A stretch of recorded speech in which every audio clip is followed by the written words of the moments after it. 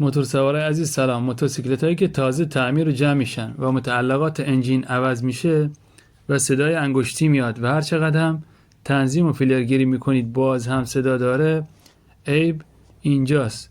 اسبک رو ببینید، این جوشش ول شده و اسبک داره لق میزنه، بازی میکنه.